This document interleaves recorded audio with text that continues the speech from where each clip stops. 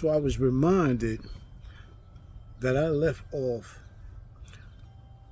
a very interesting historical piece with regard to profiting off the African. And that was that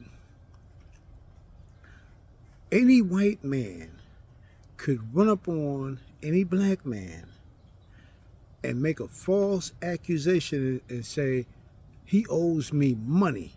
Like, bring the cops with him. Officer, that's him right there. He owes me money.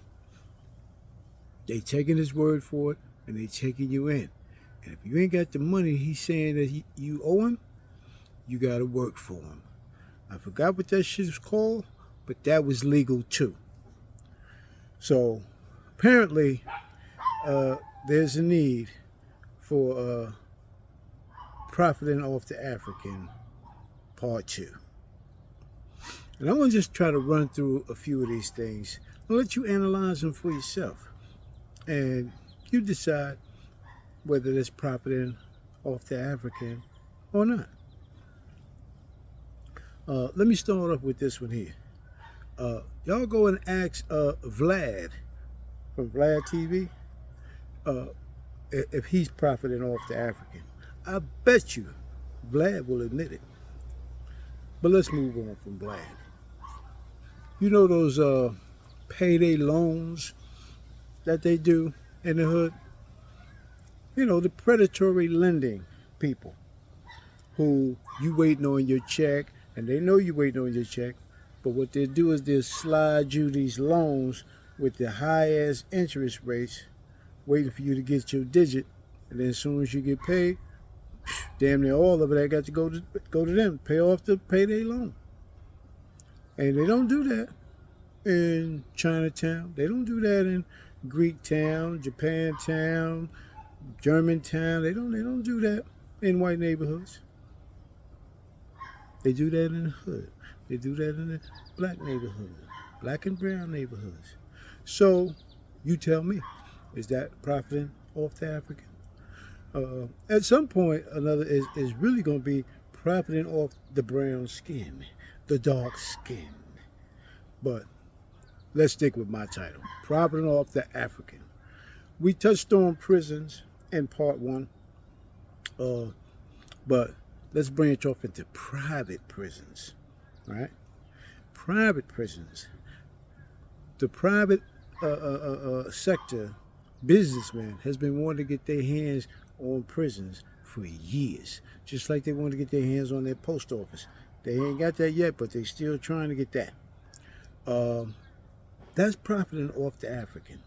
Go check out the manifest, the census, whatever they call it, that tells you what the makeup is of these private prisons.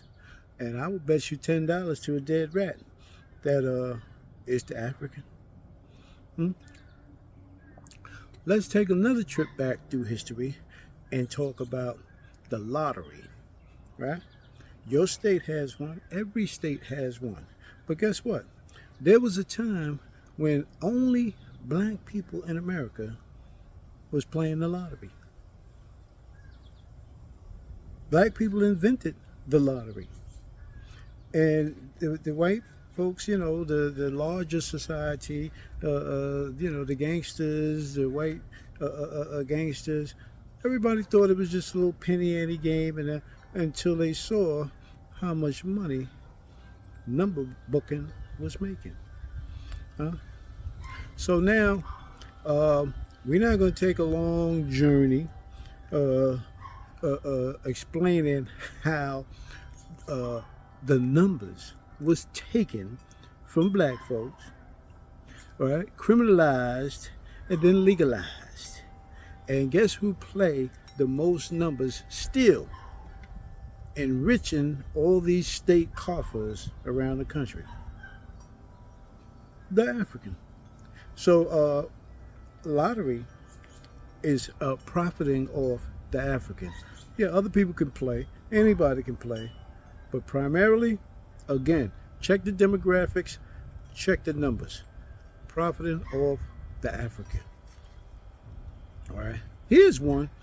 Only because you might grasped this one a little better because the news item concerning Brett Favre and Brett Favre getting his hands on some monies that was earmarked to some minorities or disadvantaged or lower, whatever title they slapped on at that time.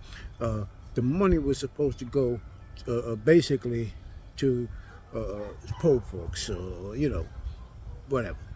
And when you start talking poor folks, you talk about the African in America. But this is that block grant money that the federal government gives to the states, right? And they earmark it towards these programs, feed the needy, these lunch programs, and this is all, it goes down to the bottom. Now the states have those options to turn around and say, well, we had a budget shortfall, or this happened, natural emergency or disaster. So we had to use those funds that was earmarked for the poor Africans and use it for something else. And it's perfectly legal. They can get away with that. And the federal government just keep on giving them money year after year after year.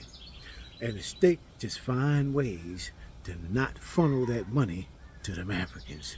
And Brett Favre was one of those ways. He got his hands on some money that was supposed to go to him or anybody in his tax bracket. So, again, somebody profited off the African, and they do it all the time with these block grant money from the federal government. So, let's move on. You want to talk about some other ethnicities? See, because so-called white Americans may have invented this business model called profit off the African, but other ethnicities, when they got here, they picked right up on that. Didn't take them long. For instance, Chinese restaurants. You ever see a black motherfucker working in a Chinese restaurant? No, you haven't. And you never will. Because they understand the business model. Profit off the African. You can run up in there and spend all the money you want, go on and eat your food if you like it, but then you got to go.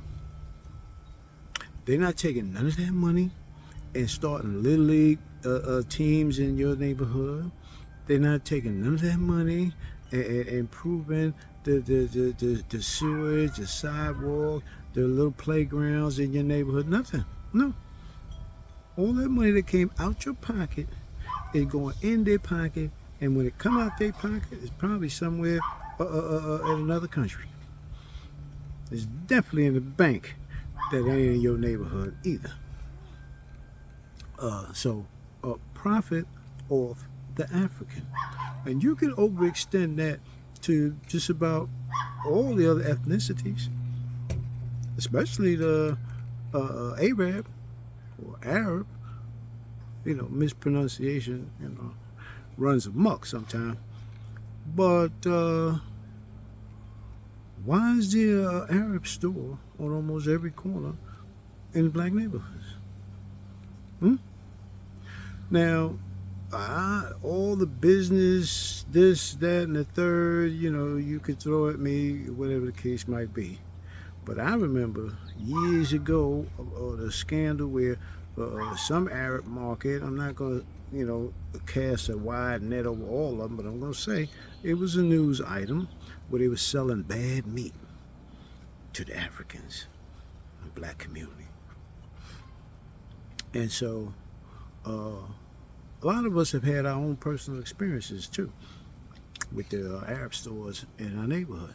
But just like the Chinese, they're not starting any programs in your neighborhood for your people.